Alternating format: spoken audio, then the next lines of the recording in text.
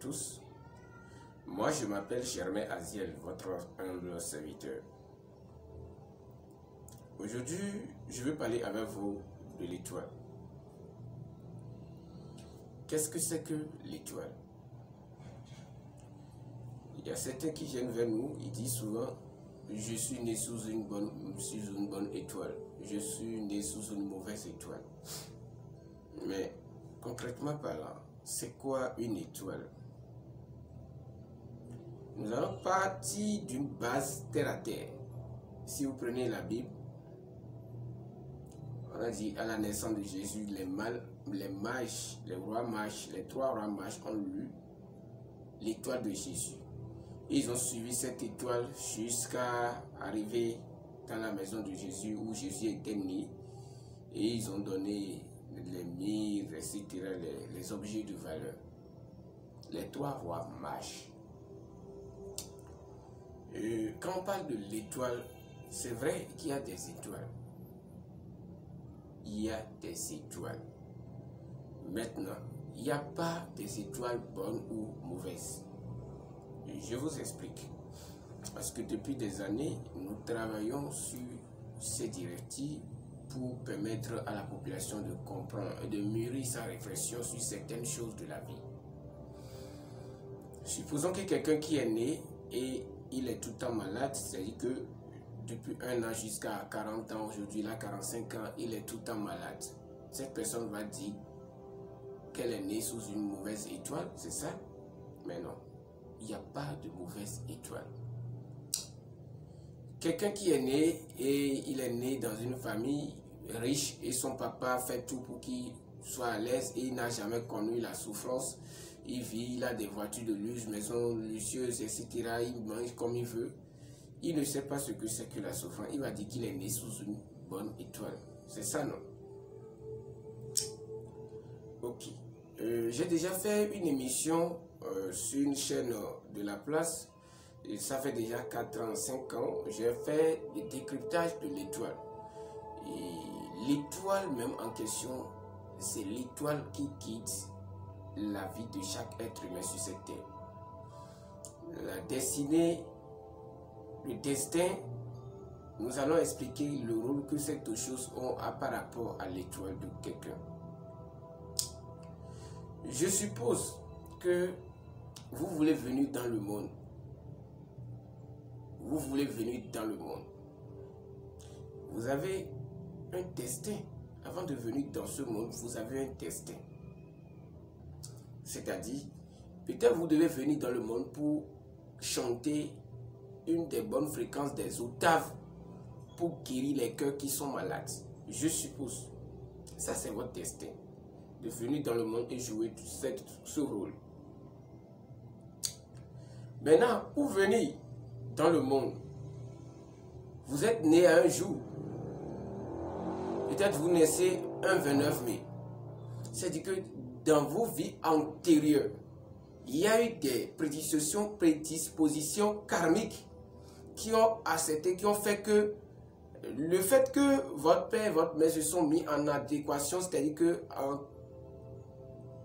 en union estatique, pour produire ce qu'on appelle l'estas spirituel qui engendre vous qui êtes là aujourd'hui, et vous naissez ce 29 mai, c'est-à-dire que ça dépend des travaux de vos vies antérieures qui ont fait que, bon, le maître du destin, parce qu'il y a les maîtres du destin, vous comprenez un peu, ont accepté que vous naissiez ce 29 mai.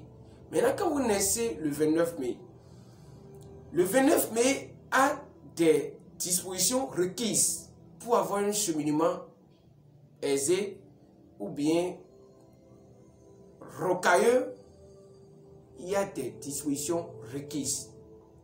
Maintenant, quand vous naissez un 29 mai, peut-être vous êtes né pour chanter une des notes des octaves pour guérir les cœurs. C'est-à-dire que vous devez être un artiste pour chanter, pour guérir les cœurs. Vous comprenez un peu? Maintenant, vous naissez, il y a des dispositions karmiques.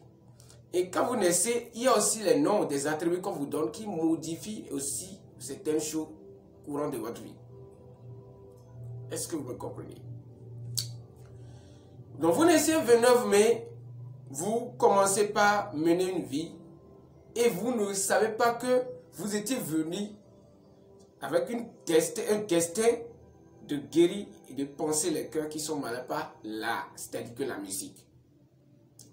Et c'est vous, maintenant, vous faites le choix maintenant parce que quand vous naissez, vous allez voir, quand l'enfant est dans le ventre, il est protégé pendant 9 mois, ça fait 9 mois. Quand il naît comme ça, il vient au monde, l'enfant commence à crier. Parce que l'enfant, de façon éthérique, perçoit déjà la souffrance de ce monde. Et le souffle qu'il inspire et expire ce jour, ce souffle a un nom. Et ce souffle est universel, étant universel, a un rôle à jouer dans sa vie. Donc je reviens sur le sujet du départ qui dit, vous êtes né le 29 mai. Vous faites maintenant, vous êtes né et vous faites le choix maintenant, votre choix. C'est-à-dire que le principe que vous incarnez, vous êtes égaré de ce principe. C'est-à-dire que vous êtes éloigné de cette loi que vous êtes. Parce que nous sommes la loi. Et c'est comme vous venez d'un monde, des principes. Donc vous êtes issu de ce grand principe cosmique qui est Dieu. Donc vous êtes Dieu. Vous êtes parti de Dieu. Et donc vous êtes Dieu. C'est pourquoi on dit là, dans la genèse de la création que l'homme est fait à l'image de Dieu. Vous voyez un peu, en Kabbale, un ange dit, vous devez travailler pour que les lois humaines soient conformes aux lois célestes. Vous voyez, parce qu'on est fait à l'image de Dieu. Maintenant, au lieu de découvrir qui vous êtes, de vous rappeler de qui vous êtes, vous étiez avant de venir dans le monde, l'homme s'attache aux passions terrestres, aux désirs charnels, et il s'égare de la voie. C'est-à-dire que la voie que nous on appelle encore karaté, Do, qui est le chemin, la voie. Or, la voie est éternelle. Vous comprenez un peu? Vous allez voir, le taoïsme nous a instruit sur ça. Le chemin est éternel. Et l'homme fait déjà à cause de ses basses passions des mauvais choix. Et ces mauvais choix créent sa destinée. C'est-à-dire, vous naissez pour être un bon artiste et guérir les cœurs. Vous comprenez un peu? Vous venez dans un monde, votre destinée c'est vous qui la forgez. Ce n'est pas le monde cosmique qui vous la forge. Mais le monde cosmique vous donne des attributs, des atouts avant de venir dans ce monde. Maintenant, pour que ça devienne une concrétisation réelle, un but à atteindre, il vous revient maintenant de dessiner le chemin qui pouvant favoriser la réalisation de ce but, de cet objectif, de cette vision que vous incarnez. C'est comme quelqu'un qui est né pauvre. C'est-à-dire que à cause de ses vies antérieures et prédispositions karmiques, cette personne vient dans ce monde, dans une famille pauvre. Vous voyez, la personne vient de pas cette prédisposition karmique. Je vous réponds, je vous parle en ce thème parce que quelqu'un m'a demandé sur ma page Facebook pourquoi certains naissent dans des familles pauvres et certains naissent dans des familles riches. On ne peut pas dire qu'il y a une souffrance injustifiée dans ce monde. Donc, quelqu'un qui vient dans ce monde et naît dans une famille pauvre, c'est-à-dire que c'est à cause de ses vies intérieures, c'est-à-dire antérieures, ses vies antérieures, il doit passer par cette famille maintenant et à lui maintenant de développer la richesse intérieure, que ce soit intérieure, extérieure, pour aider cette famille aussi à purger ses karmas de la pauvreté. Est-ce que vous me comprenez? Et vous allez voir, comme je viens de donner l'exemple, vous naissez dans une famille pauvre. Cela ne veut pas dire que vous serez pauvre. Mais vous avez, à cause de vos vies antérieures et de vos dettes karmiques, vous naissez dans cette famille pauvre pour tirer une leçon avant de grandir. C'est ça. Donc votre destin, vous êtes venu avec, à cause de des possibilités invisibles, vous êtes venu avec un destin sur la terre, en naissant dans cette famille. Mais votre destinée, c'est vous qui la forgez. C'est que vous êtes né pauvre, mais cela ne vous a pas dit que vous aurez raison en mourant pauvre. Voilà. Maintenant, pour ne pas mourir pauvre, vous devez forger votre destinée. Donc voilà un peu la différence entre destin et destinée. C'est que vous êtes né sous une bonne étoile. Vous êtes né sous une bonne étoile. Mais pour que l'étoile brille, c'est vous qui devez travailler pour que l'étoile scintille. Tout le monde naît sous une bonne étoile.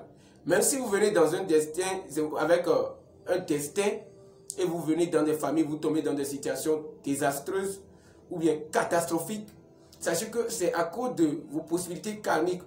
Et vous devez améliorer cette dette karmique et travailler en ce sens pour maintenant planifier votre destination. Pour cela, il faut connaître qui on est. Comment connaître qui on est? Certains vous diront d'aller faire le Fa. Certains vous diront de faire l'étude de soi. Certains vous diront d'aller dans le monde intérieur. Mais l'étoile, c'est une réalité. Parce que, vous savez, vous voulez être protégé. Vous voulez prospérer. Vous voulez être heureux en amour.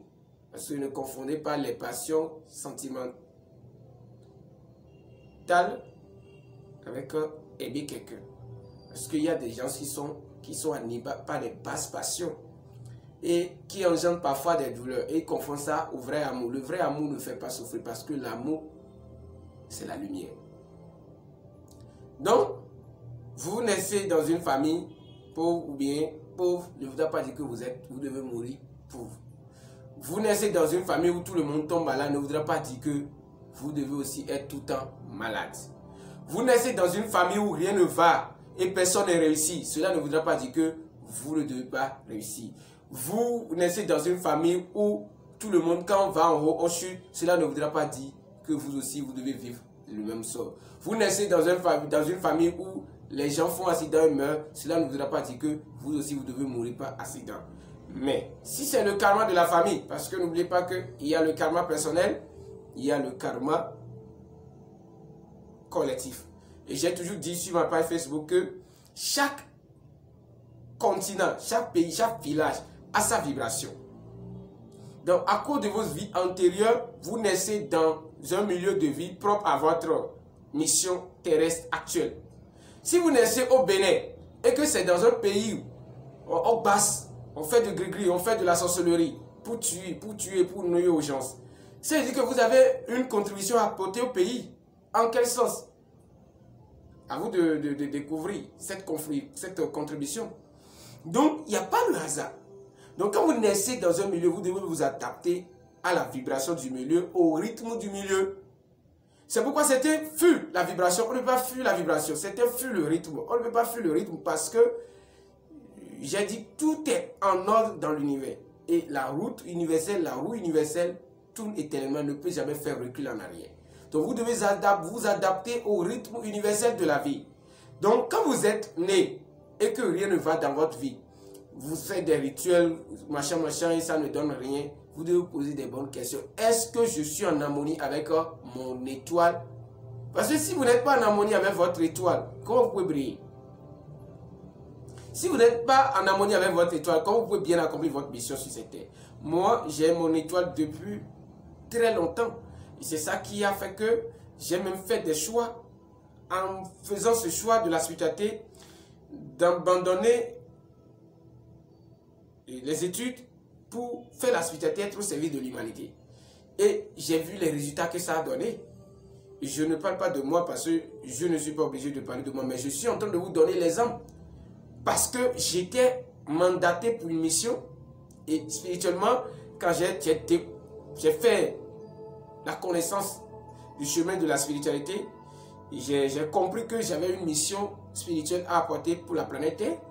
Et ce n'est pas pour rien, je suis au Bénin, je suis sur cette terre, également spirituelle, pour apporter un peu plus au monde. Ça veut dire que si déjà il y avait des trucs antérieurs qui ont été faits et qui ne répondent pas à la loi universelle d'amour, et que je suis là pour aussi réveiller certains cœurs endormis, certaines consciences endormies, pour permettre à la spiritualité du Bénin de donner encore une phase, une autre dimension à notre pays sur le plan international. Je le fais, donc c'est pour vous dire quoi? Chacun a sa mission sur cette terre. Personne ne peut faire pour autrui. Personne ne peut faire pour autrui. Il y a plusieurs demeures dans la maison de mon père. Jésus l'a dit. Il y a plusieurs demeures dans la maison de mon Père. Il y a des étoiles, il y a des multitudes d'étoiles dans le cosmos et dans l'univers. Mais quelle est votre étoile? Vous êtes comme le ver de terre, ou bien le ver qui scintille un peu de lumière, et quand la lune sort, ça disparaît sa lumière. Vous êtes comme l'étoile du ciel, et quand la pleine nuit arrive, vous disparaissez, votre lumière perd son éclat. Vous êtes comme la lune. Quand le soleil sort, vous perdez votre éclat. Vous devez vous poser la bonne question. Vous ne devez pas vous attacher aux choses éphémères. Vous devez vous connecter au grand soleil universel qui va faire de vous des hommes scintillants. Vous allez prier. Parce que quand vous prenez le soleil, en Kabbale, nous parlons de Tiferet. Tiferet. Et n'oubliez pas que Tiferet, c'est le 6. Et le 6, c'est les agrafes. Le soleil, c'est la lumière. Les agrafes, c'est la lumière. Ce n'est pas pour rien. Les textes antiques de la Kabbale nous parlent de la magaine de David, le bouclier de David, le sceau de Salomon, le secret de David. Et c'est ce secret qui lui a permis de réussir. Je te recommande à tout un chacun de nous